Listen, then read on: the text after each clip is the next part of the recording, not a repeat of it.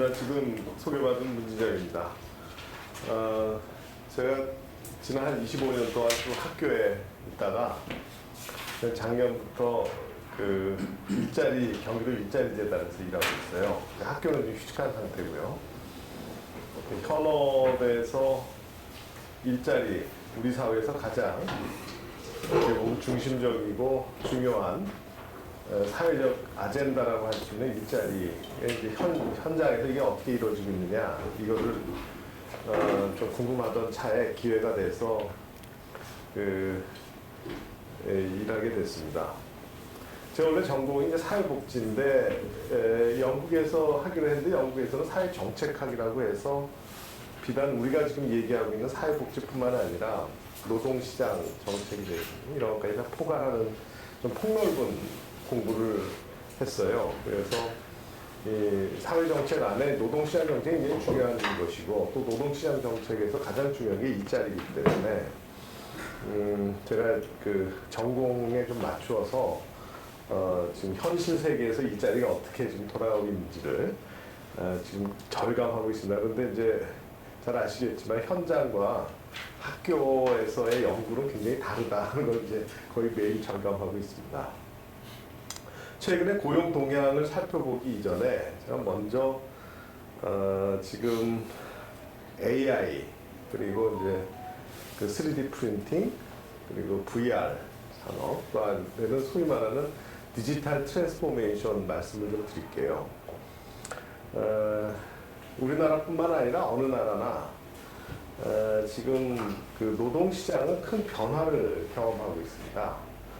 특히 이 자동화, 뭐 그냥 팩토리도 그냥 팩토리가 스마트 팩토리를 다 바꾸고요. 저희 재단에 기술 학교라고 있는데 당장 내년에 스마트 팩토리 그 전문 인력 양성 과정을 하거든요. 그 스마트 팩토리가 쉽게 얘기하면 공장에서 사람을 숫자를 없애자는 거예요. 공장이 스스로 돌아가게 하자는 거예요. 자율주행차는 뭐 지금 이제 하나의 뭐 이건 움직일 수 없는 대세가 됐고 지금 요즘 새 차 사시면 아마 한 3단계 정도, 지금 5단계로 본다면 3단계 정도의 그 자율주행 기능을 갖췄을 겁니다. 고속도로에서 가는 건 아무 문제 없는. 네, 이렇게 그 자동화고요. 그리고 노동이 세계화돼 있고요. 예전에 이제 국내에서 이루어지고 있던 그 노동의 거래가 이제 세계적인 규모로 이제 확대돼. 그리고 무엇보다도 디지털 트랜스포메이션에 의해서 아주 고도의 숙련화가 이루어지는 거예요. 완전히 양극화가 돼서 AI 시대에 맞는 고도의 부가가치를 창출할 수 있는 숙련 근로자와 그들을 위해서 존재하는 다수의 그냥 육체 노동자를 뭐 청소를 한다든지 뭐 이런, 그러니까 기계로 대체할 수도 있지만 기계로 대체할 필요가 없는 이런 그 다수의 노동자들이 구성이 될 수밖에 없기 때문에 이건 뭐 어쨌든 이제 노동의 과잉을 이제 가져올 것이고요. 그러면 이제 과연 이렇게 나만 하는, 소위 말하는 그 자동화로 인해서 나만 하는 노동이나 이 고용을 어떻게 할 것이냐. 그리고 일할 기회가 없다는 건 소득이 없다는 것이고, 소득이 없다는 것은 결국은 본인의 미래뿐만 아니라 사회 전반적으로 이 활력을 잃게 되고 모든 게 이제 경제가 이제 돌아가지 않는 이제 그런 문제가 생깁니다. 그에 관해서 이제 여러 가지 논란이 많이 있는데 결국 핵심은 인간이 그렇다면 이제 지금 말씀드린 이 세 가지의 트렌드, 자동화, 세계화, 숙련화 이 과정에서 우리는 이제 질문을 던질 수가 있는 거죠. 과연 인간의 노동이 기계에 대체될 것인가? 기계가 인간을 대체할 것인가? 어디까지 대체할 것인가? 얼마 전에 그 AI가 알파고라고 아시죠? 그 이세돌이 어제가 그제 은퇴를 선언했는데 그 왜 은퇴를 선언했냐? 아니 근본적으로 AI한테 져서 뭐 그거에 대한 충격이 아직까지 그 충격으로 사실은 근본적으로 그 충격으로 기사를 은퇴한다 그런 얘기가 그런 얘기를 했더라고요. 오늘 인터뷰에 보면. 근데 이제 이렇게 이게 하나의 이제 상징인데 AI가 이제 세계 최고의 바둑 고수를 물리쳤다라는 건 이제 하나의 상징인데 이게 바둑마저도 물리치는데 우리가 우리의 인간의 고용에 의한 여러 가지 일들 중에 얼마나 많은 일들을 이제 대체할 수 있을 것이냐 이런 질문이고요. 그러면 뭐 일자리 같은 경우는 일자리를 박탈당한 사람들을 위한 사회적인 장치는 무엇인가?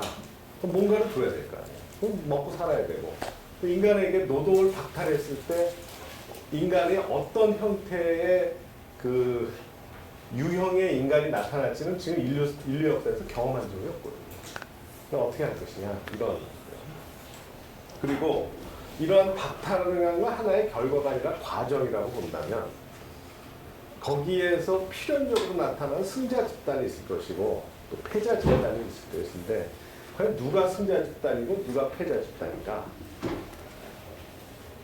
그러면 승자 집단과 패자 집단이 있는데 결국 승자 집단과 패자 집단의 가장 중요한 건 재분배인데 이 지금과 같은 형태와 지금 같은 수준의 재분배 메커니즘을 가지고 이 문제를 해결할 수 있느냐? 결국은 누가 언제 무엇을 어떻게 가질 것인가 하는 문제는 여전히 남죠. 그래서 이러한 그 디지털 트랜스포메이션이라고 하는 이 디지털 모든 것이 이제 인간을 둘러싼 모든 환경이 이제 소위 말하는 디지털화하는 이러한 것이 인간의 노동의 종말을 가져올 것인가 하는 것은 굉장히 이제 비관적이라고 할 수 있고요. 그리고 또 한편으로 보면 이런 생각을 했어요. 그 디지털 트랜스포메이션, 네.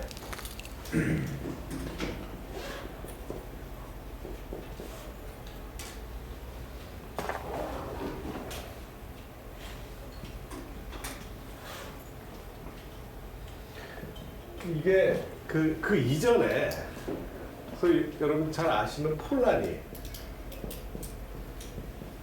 칼 폴라니가 The Great Transformation이라는 그 책을 썼죠. 이게 아마 종전 직전에 쓴 것 같은데 이 칼 폴라니가 이제 Great Transformation을 쓰면서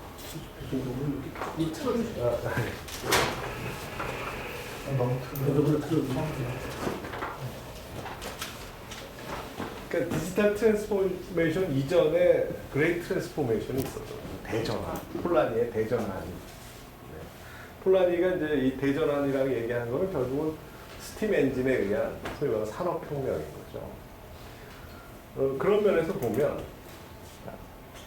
사실 그 산업혁명기의 근로자들, 소위 말하는 요즘 말하는 노동자들의 입장에서 보면 지금 노동자들이 갖고 있는 불안보다 더 심했을 것 같아요. 그리고 그 당시에 노동의 종말을 얘기했던 사람들, 얘기하면서 사회에 어떤 그 문제를 제기했던 사람들이 하는 심각성이 그때 오히려 더 심했을 것 같아요. 그래서 이제 러다이트 운동이 벌어지지 않습니까? 기계 파괴 운동, 이게 영국의 방직 공장 중심으로 해서 기계 파괴 운동이 벌어지고 기계가 모든 인간의 노동을 다 대체할 것이다. 라는 이런 우려가 있었고, 그래서 이제 예를 들어서, 그래서 이제 노동력이 아주 풍부했던 중국 같은 데서는 산업혁명이 일어날 수가 없는 거죠. 왜냐면 사람 다 때우니까. 근데 영국처럼 좀 척박한 데다가 인구는 많지 않고, 이 해상 무역을 통해서 돈을 벌려는 욕구는 강하고, 이런 나라에서는 고안을 하게 되고 이게 기계를 만들게 되고 이제 인간을 대체하게 되는 거 아닙니까? 그래서 근데 그 당시에 소위 말하는 산업혁명기 때 이 소위 말하는 그레이트 트랜스포메이션기에 우리는 인류는 그런 현명한 경험이 있다는 거예요. 러다이트 운동을 했던 소위 기계 파괴 운동을 했던 사람들은 지금의 복지국가를 상상을 못했을 거예요. 그 당시에 예를 들어서 실업했다고 실업급여를 주고 아프다고 무상 의료를 주고 애 낳아서 무상 교육을 해주고 이제 은퇴를 하게 되면 펜션을 주고 국민연금을 주고 가난하게 되면 기초생계를 보장해주고 이런 것을 사실은 그 당시에 노동자들은 상상하지 못했을 거예요. 그러니까 이제 폴라니 얘기도 그런 맥락에서 보면 인간은 이런 트랜스포메이션의 길을 경험을 하면서 그 당시 사람들은 상상할 수 없는 새로운 사회 구조를 조직하게 됐다는 그게 인류 문명의 그 현명한 인류 문명의 힘이라는 거죠. 그래서 디지털 트랜스포메이션도 우리가 지금은 상상하기 힘든 어떤 다른 대안들이 나올 수 있지 않을까. 근데 이런 그 맥락 속에서 저는 뭐 그렇게 비관적이지만은 않습니다. 그리고 앞으로 어떤 식으로 이 디지털 트랜스포메이션이 이루어지느냐에 따라서 굉장히 달라지긴 하겠지만 실제 그 노동의 종말을 걱정할 정도로 이렇게 그 노동이 완전히 그 소멸되는 모든 걸 다 대체하는 그런 거는 되지 않을 것이라고 저는 이제 생각을 하고요. 사실 지난 10년을 보면 유럽에서도 보고 우리나라에서도 보고 뭐 미국 같이 그 아주 그 소위 말하는 제4차 산업혁명을 첨단 달리는 나라도 또 지난 10년 동안 우리가 생각하기에도 상당히 디지털라이제이션이 됐지 않습니까? 그럼에도 불구하고 고용의 수는 크게 줄지 않았어요. 또 유럽 같은 경우는 특히 정규직의 수가 줄지 않았어요. 우리랑 미국 같은 경우는 그 비정규직이 굉장히 많이 늘어났지만 유럽 같은 경우는 정규직도 줄지 않았거든요. 그렇지만 유럽의 10년 전하고 지금하고 비교하면 디지털라이제이션의 이 폭과 깊이는 상당히 다르단 말입니다. 근데 그런 면에서 보면 과연 어떻게 이게 디지털라이제이션이 진행되느냐에 따라 달라지겠지만 어쨌든 우리 인류는 그런 현명한 역사적 유산이 있다 이런 말씀을 드리고요. 근데 이제 결국은 문제는 이제 복지국가와 노동자들의 인권을 강화하는 그런 지금의 우리가 국가의 형태가 되기까지에는 수많은 시행착오와 이제 수많은 그 소위 말하는 사회적 갈등과 전투를 벌였던 건 사실이고요. 우리한테 지금 주어진 과제는 그냥 낙관만 할 것도 아니고 그렇다고 해서 비관만 할 것도 아니고 가장 중요한 건 뭐냐면 이 필연적으로 나타나는 승자 집단과 패자 집단 간의 사회적 전투를 어떻게 잘 관리해 나갈 것인가. 이것이 우리에게 주어진 과제가 아닌가 이렇게 생각을 하고요. 사회적 변화, 역사적인 맥락에서 진보라는 것은 결국은 사회적 패자 집단이 자신의 더 나은 몫을 사회적, 경제적으로, 조직적으로 표출할 때 이 사회는 진보한다고 봐요. 그러니까 디지털라이제이션의 사회적 패자들이 분명히 더 많은 자기의 몫을 요구하는 그 요구를 사회적으로, 정치적으로, 경제적으로 조직해서 나갈 때 우리는 그 지금 하는 것과는 다른 새로운 형태의 이 사회적 분배 메커니즘, 분배 시스템을 갖고 있지 않을까 저는 그렇게 생각을 합니다. 마치 기계 파괴 운동을 벌였던 영국의 방직 노동자들의 지금의 복지국가, 지금의 국가 형태를 상상할 수 없었듯이 아마도 지금의 자동화와 디지털라이제이션의 위협을 느끼는 노동자들은 아마 몇십 년 또는 더 이후에 국가의 형태를 상상할 수 없듯이 그런 면에서는 산업혁명기와 굉장히 유사한 형태로 갈 수 있지 않을까 이렇게 생각을 합니다. 근데 그런 면에서 보면 이제 최근에 이제 한국의 고용 동향에 대해서 좀 말씀을 드리겠습니다. 이런 맥락에서 이 한국의 고용 동향이 어떻게 지금 이루어지고 있느냐를 먼저 간단하게 말씀드리겠습니다. 바로 얼마 전에 통계청장이 나와서 좀 변명 비슷하게 얘기를 했죠. 이게 뭐냐면, 지금 이제 현 정부는 일자리 정부를 표방했죠. 그리고, 전 그거는 좀 잘못된 것 같은데, 어쨌든 비정규직 제로 시대를 선언했어요. 일자리 정부를 표방했고, 비정규직 제로 시대를 선언했는데, 그런데 이 한 달도 안 됐는데 이 정부 통계청에서 이 경제활동 그 조사를 매달 하는데 거기에 그 부가조사에 따르면 올 8월이 작년 동기 8월에 비해서 비정규직이 86만 명이 늘어났다는 거예요. 86만 명이. 이제 조사는 10월에 한 거고요. 그러니까 지금 현 정부에서는 굉장히 쇼킹하게 받아들인 거죠. 비정규직 제로 시대를 선언한 현 정부 입장에서는 굉장히 심각한 거죠.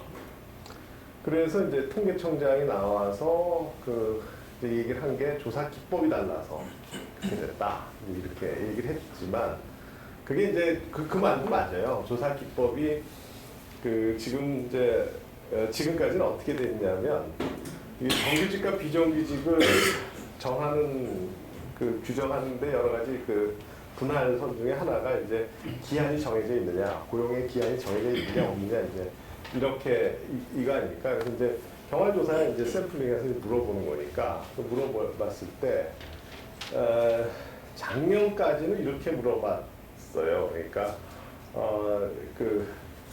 고용의 기한이 있냐?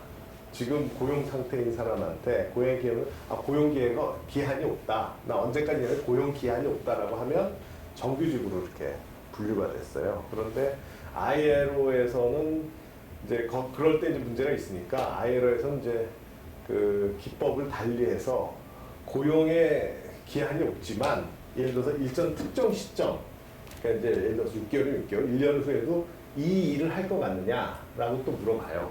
그러면 난 이 일을 할 것 같지 않다라고 하면 이 사람은 비정규직으로 이제 다시 분류가 되는 거예요. 그 과정에서 아마 적어도 35만 명에서 50만 명 정도의 숨겨진 비정규직이 이번에 경활조사에서 드러났다. 이렇게 얘기한 건 사실이죠. 현 정부에서 드러났고. 그러니까 이제 이런 거죠. 예를 들어서 식당의 이모들 같은 경우 고용 계획서를 안 쓰잖아요. 그런데 경활에서 물어봤을 때 고용 기한이 있냐 물어보면 당연히 없죠. 왜냐하면 표준 고용 계약이 없으니까. 그 대신에 업이 폐업을 하거나 아니면 잘 안 돼서 이모들을 줄이게 되면 그냥 나가는 거거든요. 그래서 한 6개월 후에도 이 일을 계속 할 것 같냐면 그럴 것 같지 않다. 그럼 이 사람은 이제 비정규직이 되는 거죠. 이런 식으로. 그런 사람들의 수가 한 35만 명에서 50만 명을 이제 추산을 하더라고요. 정부에서는. 그걸 빼도 한 30만 명 정도가 비정규직이 늘어났죠. 근데 비정규직 늘어나는 건 너무 당연해요. 왜냐하면 이 재정 지원 사업을 많이 했거든요. 일자리를 이제 직접적으로 이제 임금을 주는 이 직접 일자리 사업을 많이 하다 보니까 비정규직이 나올 수밖에 없고, 그런데 지금 그거를 이제 현 정부에서는 굉장히 심각하게 받아들여서 지금 비정규직을 가능하면 없애는 이제 막 돌아가고 있죠. 그런데 우리나라에서는 소위 말하는 슬로건 뭐 이런 거죠. 그러니까 비정규직 제로 시대 열겠다. 그러한 슬로건은 처음에 잘못됐는데 어차피 지켜지지 못할 것 같으면 그럼 과감하게 포기를 해야 되거든요. 비정규직은 그냥 받아들여야 돼요. 어쩔 수 없어요.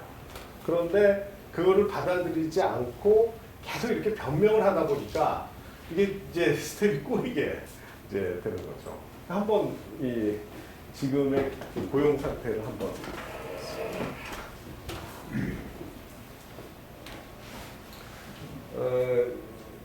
최근에 고용 동향하고 제가 속해 있는 일자리 재단에 관해서 이제 사업을 드려서 제가 재단을 홍보하러 온 건 아니고요.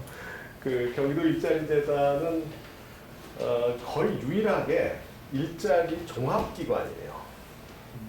지자체에서도 유일할 뿐만 아니라 지금 중앙정부에서 일자리 기능 여러 가지 훈련 기능, 고용유지 사업, 또 창출 사업 여러 가지가 있는데 이게 각각 흩어져 있는데 저희 경기도 일자리 재단은 이러한 여러 가지 일자리 사업을 종합해서 총합하는 거의 포괄적인 재단이거든요. 그런 면에서 보면 하나의 상징이 될 수 있지 않을까. 그래서 그 관련성에 신경을 드리겠습니다. 최근에 고용 동향을 보시겠습니다. 이걸 보게 되면은 2018년도가 고용에 있어서는 최악이었던 것 같아요. 작년에. 근데 올해 들어서 이제 조금씩 나아지고 있습니다. 그래서 2017년 전국 취업자 수 2,600만 명에서 이게 쭉 이게 증가하면 이제 조금씩 좀 늘긴 들어도 이 증감이 가장 낮았다가 이 작년 4, 4분기에서부터 이 취업자의 증감 속도가 완만하게 올라가서 지금은 이제 전체 취업자는 2,700만 명 정도, 2,700만 명 지금 2019년 8월 기준으로 해서 이제 2,700만 명 정도 이제 유지를 하고 있고요.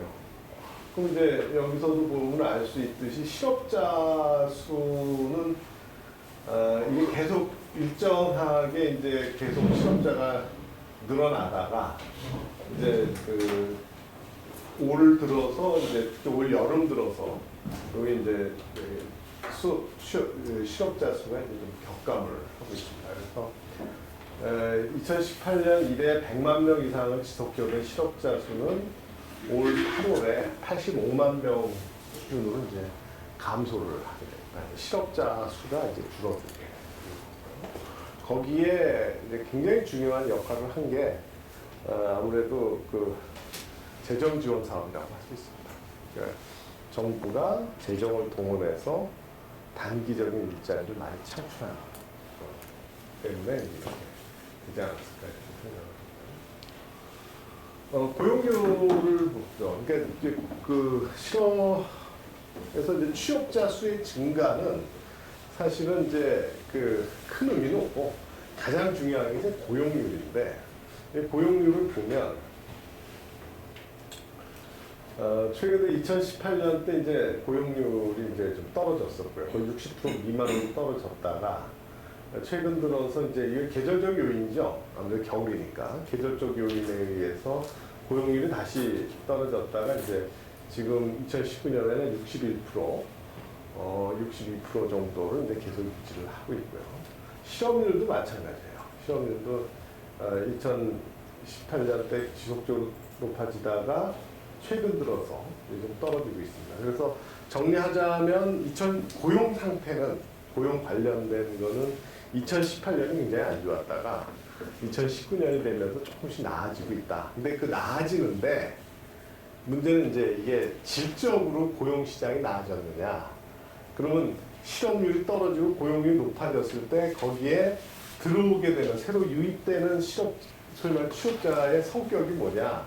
이런 걸 봤을 때 좀 재정 지원 사업에 의한 단기 일자리가 큰 역할을 했다. 이렇게 말씀드릴 수밖에 없습니다. 그래서 산업별 취업자를 보게 되면요. 이게 어떻게 보면 한국 경제의 현실을 그대로 드러난다고 할 수 있는데 한국 취업자 같은 경우에는 이제 제조업, 이 한국은 사실은 제조업 강국인데 그리고 지금도 어쨌든 제조업에서 이제 많은 부가가치가 나오고 그리고 좋은 일자리는 제조업에서 나오죠. 시장, 그것도 분야로 하면 제조업에서 이제 좋은 일자리가 나오죠. 그런데 제조업은 이제 지속적으로 이제 취업자가 떨어지고 있고 대신에 이제 개인이나 공공 기타 서비스 산업별로 보게 되면 여기서 이제 굉장히 높은 수준에 올라가고 있다. 여기서는 이제 정확하게 나오는 게 이게 이제 이 빨간색 꺾은 선이 이제 사업이나 개인, 공공 기타 서비스는 지속적으로 늘어나고 있는 반면에 제조업은 이제 계속 떨어지고 있다.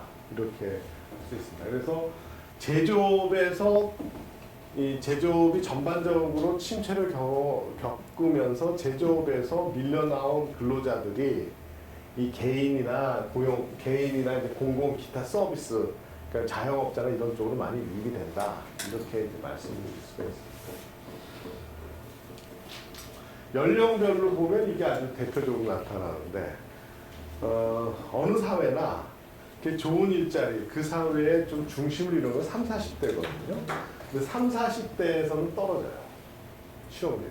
취업자가 떨어지고 대신에 50대 이상에서 급감을 하게 됩니다. 그 얘기는 뭐냐면 여전히 재정지원 사업으로 이 노인 일자리 사업이라든지 중고령 일자리 사업을 통해서 단기 일자리들이 많이 늘어나는 것이 아닌가 이렇게 생각하고요. 여기서도 보면 50세 이상이 계속 취업자가 올라가고 있어요. 대신에 30세에서 40세는 30세에서 50세죠. 30세에서 50세의 취업자는 지속적으로 떨어지고 있는 반면에 50세 이상은 올라가고. 자, 그러면 30세에서 50세 사이가 소위 말하는 좋은 일자리를 다 갖고 있는데 이 사람들은 시장에서 밀려나고 이 50세 이상 재취업이나 또는 하향적 재취업, 주로 이제 하향적 재취업을 많이 하는데 이런 사람들이 이제 그 숫자가 늘어나고 있다 이런 말씀입니다. 취업 시간대도 보면 이걸 보면 소위 말해서 이제 36시간에서 18시간에서 이제 52시간 이게 이제 어떻게 보면 이게 이제 완전히 단기 노동이요. 이제 일주일에 한 열 몇 시간 알바처럼 이렇게 하는 거고 50세 죄송합니다.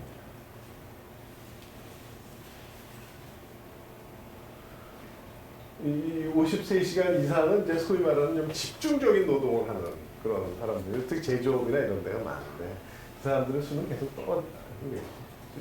떨어지고 있다는 거죠. 이걸 보면 여기 36시간에서 52시간이 이제 소위 말하는 한국 경제의 뼈대를, 근간을 이런 뼈대를 이루는 사람들인데 이 사람들의 소위 말하는 이제 이 취업자 추이를 보게 되면 이 사람들이 이제 좀 격감을 하게 되는, 격감을 하는 대신에 여기가 올라가고 있어요. 18시간, 35시간. 이렇게 이제 소위 말하는 이제 단기 노동자들이 요 표를 보시면 이 회색 꺾은 선 그래프가 떨어지는 만큼 요 18시간, 35시간이 올라가거든요. 그 얘기는 뭐냐면 이제 소위 말하는 이제 정규적이고 일정한 그 수준의 그 임금을 기대할 수 있는 사람의 수는 떨어지고 단기간 일하는, 단기간이 아니죠. 단시간 일하는 사람들의 이제 35시간 미만 일하는 사람들의 수는 이제 늘어나고 있다. 이렇게 이제 볼 수가 있습니다. 그러니까 전체적으로 보면 고용 시장은 굉장히 안 좋게 이제 진행되고 있다. 그리고 이거는 이제 저소득층의 고용 현황인데요.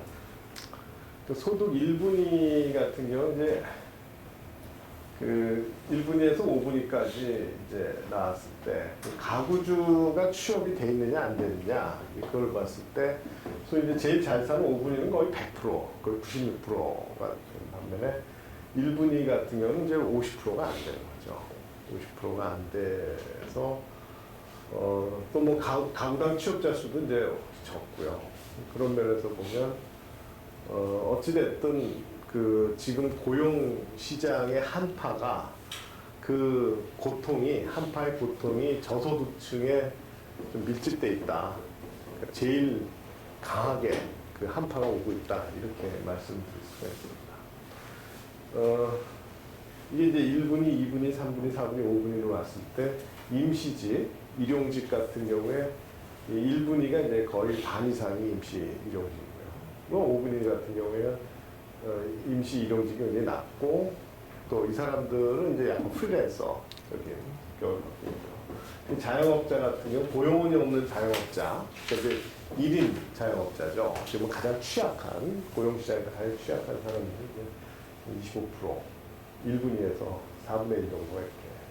그래서 소득 1분위를 보면 취업률이 굉장히 낮고요. 낮은 취업 현황 보면 가구주 고령화 이게 굉장히 심각하게 진행이 되고 있는데 가구주 고령화로 인해서 취업률이 낮고 그리고 가구당 취업자 수도 타 분위에 비해서 굉장히 낮은 수준에 고령화되어 있으니까 그리고 또 가구원 수도 옛날에는 가구원 수가 가난한 사람들이 집이 사람들이 많았다고 요즘은 가난한 사람들은 이제 가구원 수가 적고 오히려 이제 부자들이 이제 가구원 수가 많고 그리고 또한 그 고용의 질이 굉장히 열악한 상황이고요. 특히 이제 임시일용직이나 고용원이 없는 자영업자 비중이 상대적으로 높기 때문에 그 고용 여건이 굉장히 안 좋다. 그리고 고용 상황은 계속 악화되고 있습니다. 이 상용직의 비중이 계속 감소하고 있어요. 다른 분위는 어쨌든 상용직 비중이 감소하지 않거나 그냥 유지하거나 오히려 높아졌는데 이 상용직 비중이 굉장히 떨어지고 있고요. 그리고 임시 일용직 비중은 계속 높아지고 있고 그래서 이 고용 한파의 그 고통이 저소득층에 굉장히 치중되고 있는 그런 상황이라고 할 수 있습니다. 근데 이제 이러한 그 고용 상황을 이제 놓고 봤을 때 그러면 예전처럼 그냥 그냥 시장에다 맡길 수는 없는 것이고 그래서 공공 서비스가 어떤 형태로든 이제 개입이 돼야 되는데 그 일자리에 특화된 저희 이제 경기도 일자리 재단은 그런 일자리 서비스에 이제 특화된 그 사업을 하고 있습니다. 그걸 이제 간단하게 설명을 드리고 나중에 토론 시간을 갖도록 하겠습니다. 저희 사업은 보면 이거 그냥 넘어가고요. 이것도 넘어가겠습니다. 이거 넘어가고요. 요건데요. 일자리 사업은 이게 그 우리나라만 해도 뭐 아마 지자체까지 합하면 뭐 일자리 사업 종류만 해도 뭐 1000몇 개가 넘을 겁니다. 그리고 전 세계로 보면 어마어마하고요. 그런데 결국은 일자리 사업은 3개 축으로 돌아가요. 3개 축. 그 첫 번째 축이 소위 취업 알선, 취업 지원이죠. 지금 정보 제공, 취업 알선하는 지원. 또 한 가지가 역량 강화예요. 그럼 교육이죠. 이제 그 교육이요. 또 하나 고용 유지입니다. 그러니까 새로 창출은 안 되더라도 지금 있는 사람들 유지시켜주자. 이제 고용. 요 3가지 축으로 계속 돌아가면서 프로그램들이 계속 나오는 거예요. 그래서 어떤 그 일자리 정책이라도 보면 요 3가지 축의 조합이라고 할 수 있어요. 그래서 저희도 보면 일자리 발굴 및 이제 취업 지원. 이게 이제 소위 말하는 이제 알선. 일자리 새로 좀 발굴하고 취업을 알선하고 이제 이런 지원해주는 이런 걸 얘기합니다. 그리고 이 취창업 역량 강화. 이 두 번째는 이제 그 교육이죠. 역량 강화를 통해서 일자리에 적합한 능력을 갖추게 해주는 이제 그런 거고.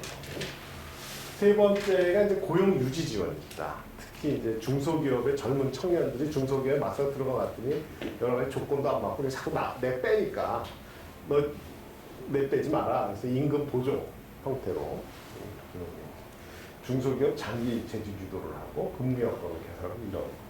그리고 이제 이건 일자리 정책이고. 근데 이게 다 각각이 노동시장에서의 소위 말하는 미스매치를 줄이기 위해서 고안된 거예요. 이게 미스매치는 크게 보면 결국은 이제 그 정보의 미스매치가 있을 수 있죠. 정보의 미스매치. 그러니까 구인하는 사람하고 구직하는 사람이 서로 정보가 안 맞아서 이제 미스매치가 생긴다는 거죠. 이럴 때는 정말 그 취업 지원을 해줘야 되죠. 알선도 해줘야 되고. 이게 결국 이제 정보의 미스매치를 줄이기 위해서 그런 거고요. 그리고 요거는 이제 그 구조적인 미스매치 중에 이제 가장 대표적인 게 숙련의 미스매치거든요. 그러니까 구인업체는 이 정도 수준의 이 숙련도를 원하는데 구직자들의 숙련도는 요 정도밖에 안 된다. 그러면 이제 그거를 예전에는 그 구인업체 숙련도 요구하는 숙련도가 그렇게 높지 않을 때는 일반적인 교육만 했으면 다 거기에 맞춰거나 아니면 들어가서 배웠는데 지금 그게 안 되니까 공공기관이 요 갭을 줄여주자는 거죠. 그래서 이제 소위 말하는 이제 숙련의 미스매치는 이제 역량 강화 사업으로 나오는 거고요. 그리고 이제 마지막으로 이게 이제 조건의 미스매치인데, 그러니까 구인업체가 줄 수 있는 건 요 정도인데 구직자가 원하는 건 이 정도예요. 그러니까 예를 들어서 한 300만 원밖에 못 주는데 나 한 500만 원 달라.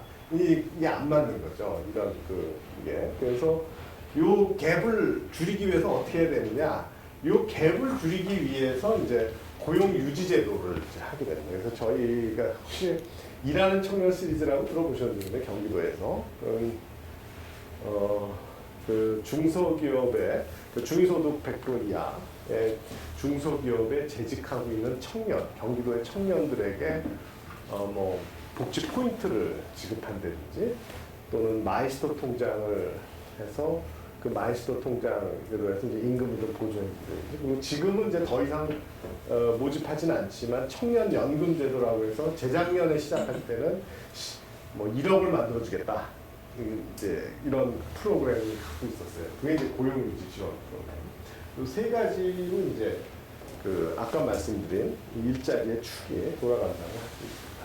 그리고 이제 일자리 정책연구는 이제 이러한 세 가지의 사업을 중심으로 해서 이것을 이제 서포트해주는 이제 그런 역할을 합니다. 우선 뭐 일자리 발굴 및 이제 취업 지원에서 가장 중요한 게 이제 온오프라인 고용 연계에서 혹시 자바바라고 들어보셨나요? 아마 저희 경기도 일자리 재단의 가장 대표적인 브랜드라고 할 수 있는 자바바. 이게 지금 한 5만 명 정도의 회원을 가지고 있고요. 그리고 지금 그 안에 들어가 보면 이제 그 고용 정보가 이제 소위 말하는 결집돼 있어요. 직결돼 있어요. 26만 건 정도 고용 정보. 고용 정보 뭐 다양한 형태의 고용 정보가 이제 이 플랫폼 안에 이제 들어가요. 그래서 이제 저희 일자리 플랫폼에서는 이제 자바바가 지금 이게 인터넷이 되나요? 저희 재단의 이제 가장 대표적인 플랫폼이 이제 이런 그 자바바 고용 지원 플랫폼 지금 이제 이렇게 뜨네.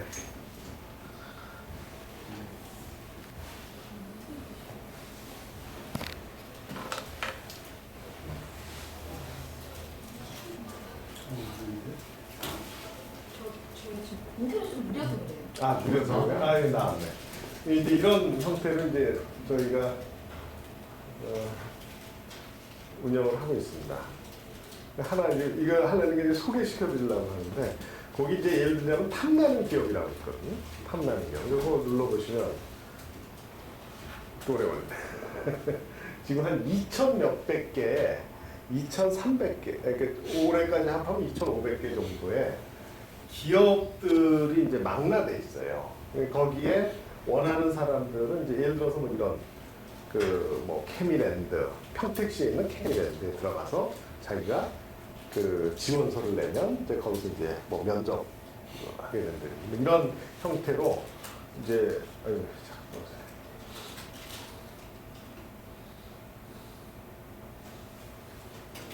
이렇게 그 대표적인 게 이제 이런 그 탐나는 기업관 같은 것이고요.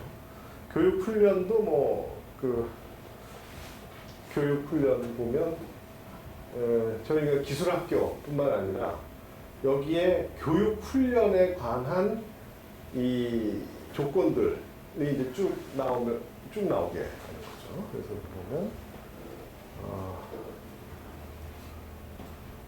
거의 뭐 10,000건이 이제 추천됐다 이렇게 할 정도로 이게 그 소위 말하는 이제 고용 지원 그 플랫폼이라고 할 수 있습니다. 이런 형태로 저희가 이제 그 자바바를 이제 운영을 하고 있고요.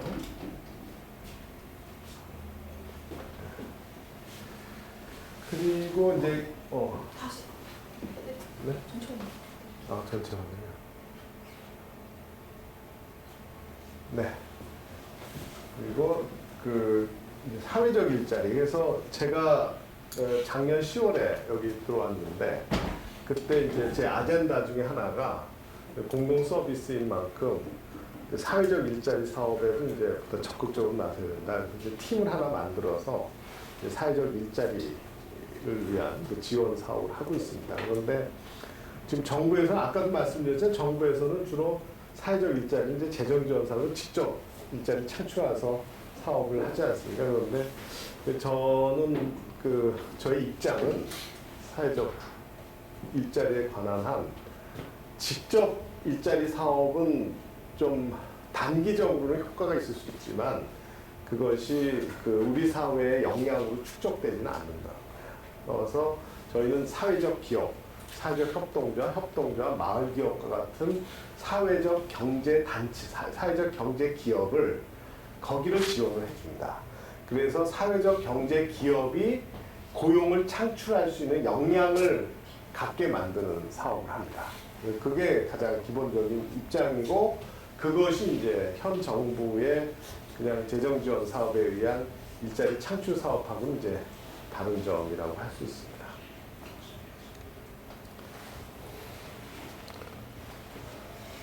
그리고 이제 그 취창업 역량 강화 사업은 뭐 온라인 교육 서비스, 창업 지원, 취업 역량 향상 교육, 기술 인력 양성.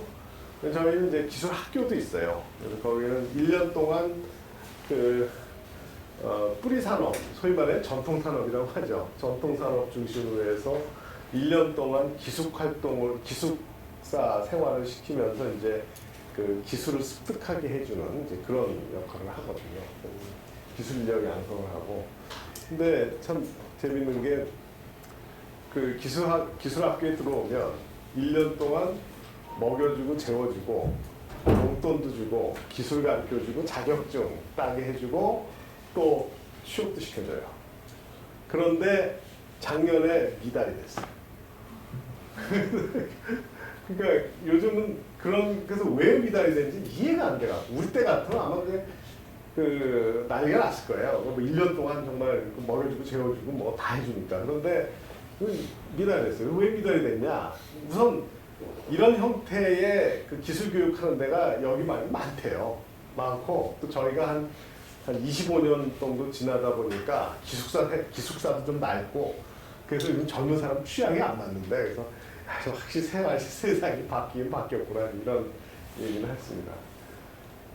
이게 이제 취창업 역량 강화 사업이고요. 그리고 고용 유지 지원 사업은 뭐 결국 기업의 이제 그 아까 말씀드린 바와 같이 구직자들의 그 요구와 또 구인업체가 줄 수 있는 공급할 수 있는 게 이제 이 차이가 있기 때문에 그 차이를 가능한 좀 줄여보자 이렇게 이제 나오게 된 거죠. 그래서 예를 들어서 이제 청년 노동자 지원 사업이 대표적이고요.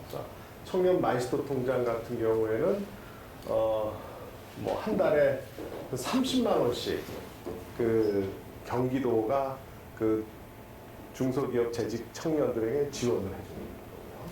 그리고 복지 포인트 사업 같은 경우는 1년에 120만 원 정도의 복지 포인트를 줘요. 이 사람들은 이제 그거 가지고 이제 쓸 수 있고 이런 것이 이제 중소기업 장기 재직 유도고요. 또 하나는 이제 그 교통 취약 지역의 산단 같은 데 출퇴근 버스를 운영하는 데 이런 것이 이제 고용 유지 지원 사업이라고 할 수 있습니다. 그리고 일자리 정책 연구는 뭐 말씀드리죠. 그래서 이 청년, 그래서 저희 그 일자리 사업은 어쨌든 포괄적인 사업이기 때문에 각 연령 계층별로 청년, 여성, 신중년 그리고 이제 해외까지도 이런 그 주요 이제 사업을 대상별로 다 하고 있습니다.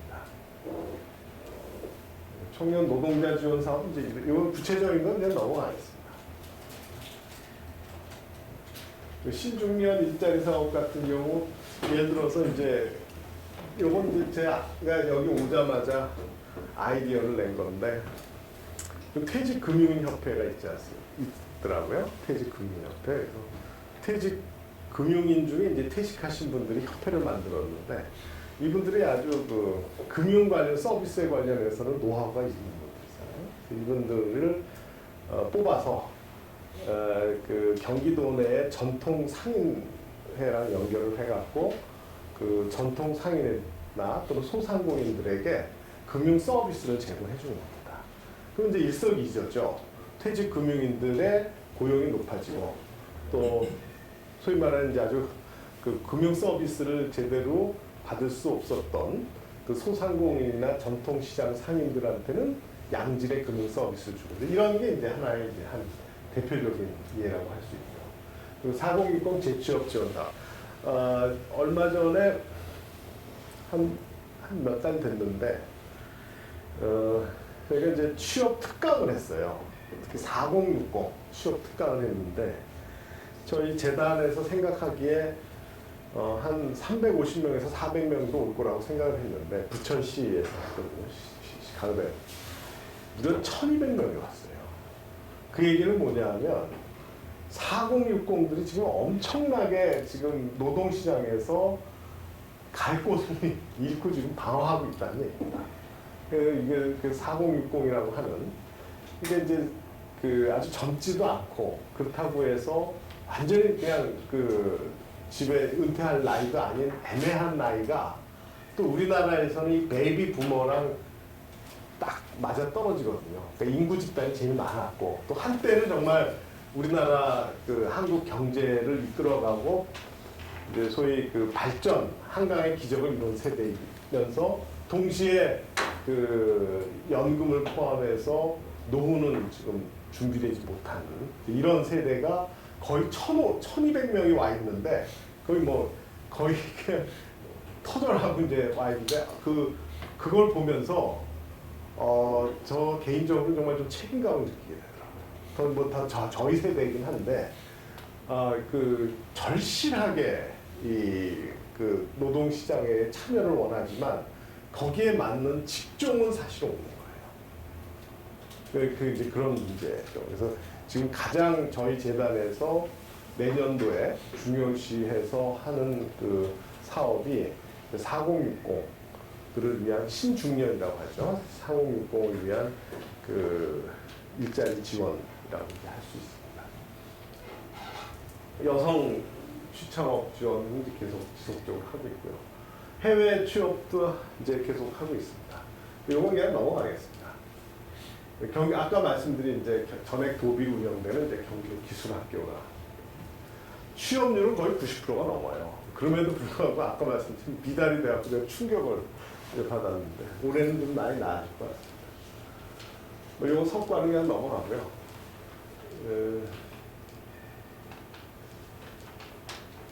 이제 앞으로의 과제는 경기도 기술학교는 고졸자들이 들어가는 그러니까 15세 이상은 누구나 다 들어올 수가 있습니다. 주위에서 근데 경기 도민이어야 돼요.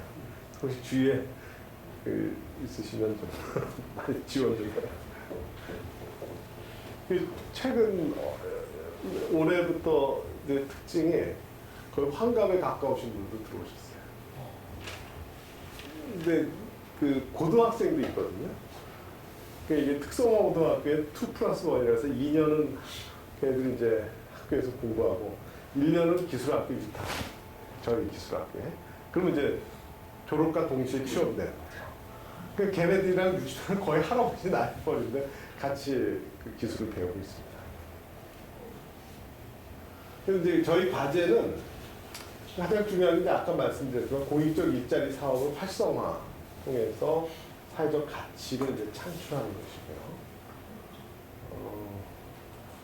이게 아까도 말씀드렸지만 그냥 사회적 일자리를 만드는 게 중요한 게 아니라 재정을 통해 그건 누구나 만들 수 있지 않습니까? 재정만 든다면 누구나 만들 수 있죠. 근데 중요한 건 우리 사회의 실력이에요. 그 실력은 공공기관이 갖고 있는 게 아니라 사회적 기업이 갖고 있어야 돼요. 정부야 어차피 세금을 가지고 오는 세금을 가지고 운영하는 거니까 그건 사실 제대로 된 실력이 아니잖아요. 실력은 시장에서 나오는 거죠. 시장에서 서바이브 할 때 우리는 그걸 실력이라고 하는 거죠. 공공기관이 어차피 돈 받아서 하는데 그건 뭐 실력이겠어요? 그 돈을 더 많이 걷어갖고 더 많은 사업을 한다고 해서 정부에 실력이 든다고 하지 않잖아요. 실력은 이 시장에서 서바이브 할 때 우리는 실력이라고 하고 그러기 위해서는 사회적 기업, 사회적 협동조합, 마을기업 이런 데에 실력을 향상할 수 있게 지원을 해줍니다. 그게 이제 저희의 그 기본 스탠스가. 두 번째는 이제 자바바라고 하는 아까 보여드린 그 고용 정보 플랫폼을 이제 고도화하는 거고요. 그래서 이제 그 챗봇이라고 혹시 들어보셨나요? 챗봇. 이제 그 우리 고용 자바바뿐만 아니라 이제 고용 상담을 해주시는 분이 8시간밖에 근무 안 하고 또 요즘 그 고용 관련된 정보가 엄청 많잖아요. 다 하실 수가 없잖아요. 그래서 챗봇을 들여오기로 했어요.